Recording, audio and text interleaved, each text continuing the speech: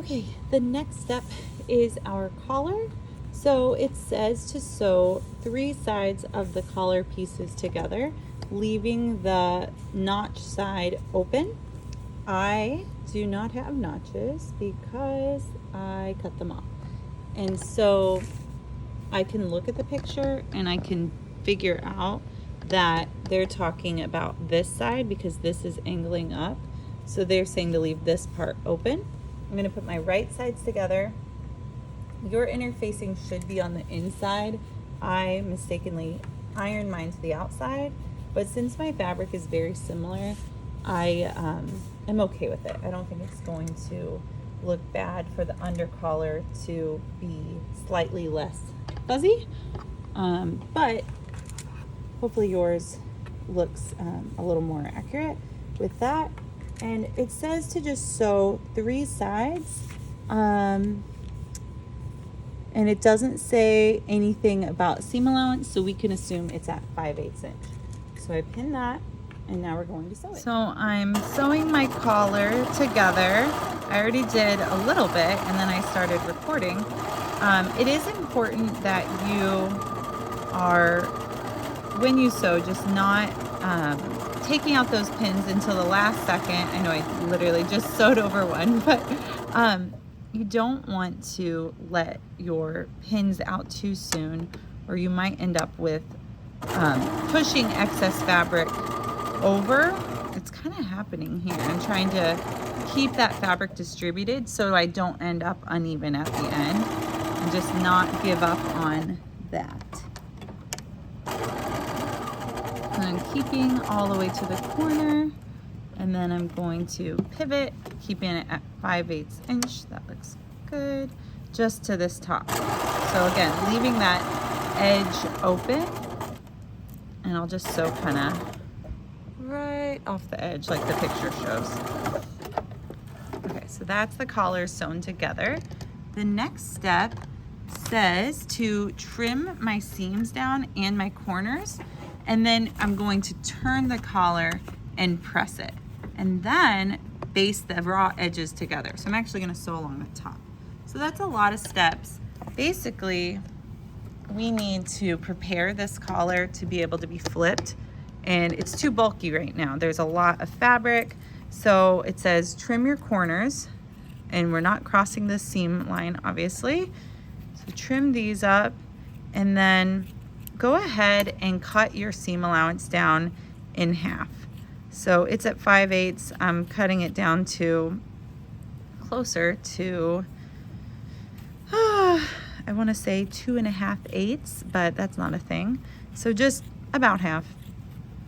And that will allow it to flip in a nicer way. It will look better. So I trimmed it, and now I'm going to flip it and really try to make sure those corners are poked out and they look really sharp. And if they don't, flip it back and try to work it a little bit nicer. And then I'm going to take it over and press it and try to get this to be really crisp and lay nicely. Okay, so I pressed it, I flipped it out, and now it's time to baste the raw edges closed. So I'm going to turn this to a 5 and just jet across the bottom. And then the next step says to go ahead and top stitch around the whole finished edge. So I'm just basically keeping this closed for the next step, and it's temporary, so it's not going to show. And I'm just trying to eliminate these bubbles that keep creeping in and not let that happen. So once you get the edges together, I'm tempted to backstitch all the time. It doesn't look straight, but it's okay because it's just temporary, just kind of holding it. Then I'm going to top stitch, and I already pressed it, but it is really important to keep the edges from rolling. So I don't want the under collar to be showing. I don't want the upper collar to be creeping that way. I'm trying to keep it even. I'm gonna sew all the way around the perimeter. So I top stitched around the 3 sides, and I just wanna point out that I got crooked, and it's so frustrating, but I'm going to fix it because it shows. Top stitching, it's so important that you go straight. So I'm gonna take that out and just smooth it out. All right, the next step is to apply the collar.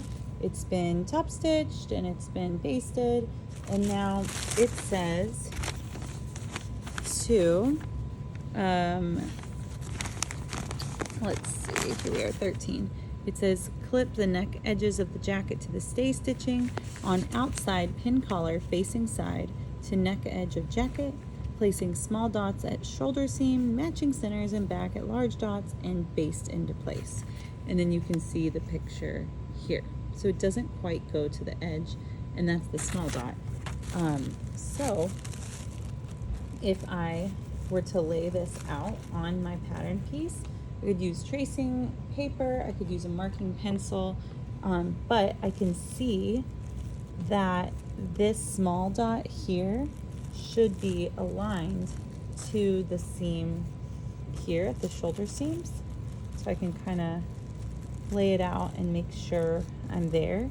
And then this should stretch over, and this large dot should be right here. So I'm going to mark that, and I'm going to pin it now. So I marked my small dots, you can see with the pink pencil, and I'm going to pin facing side is down, so I know this is my facing side because it has the interfacing on it. I'm gonna line that up to the shoulder seam, and then I'm gonna do the other one because I know those go together. And then from there, it's just a matter of distributing. So this continues over, and then the large dot would be there. And it is meant to be a little tough because it's a circle, so you don't want to just say, okay, it's way back here. You have to pull it a bit to get those dots to line up, and then you want to make sure that these distances are the same.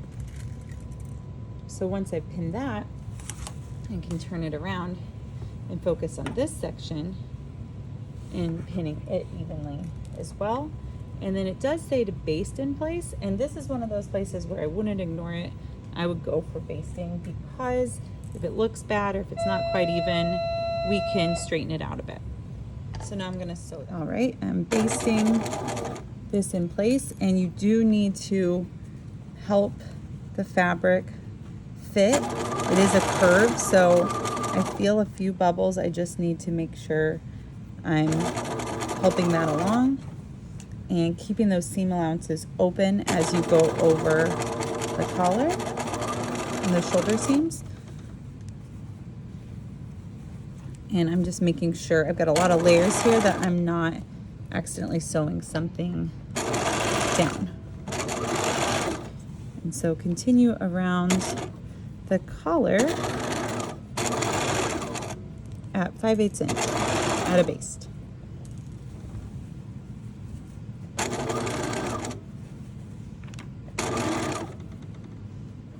I'm constantly checking and pulling and stopping to make sure I'm only sewing what I want to be sewing. Don't need a back stitch, but I always do it.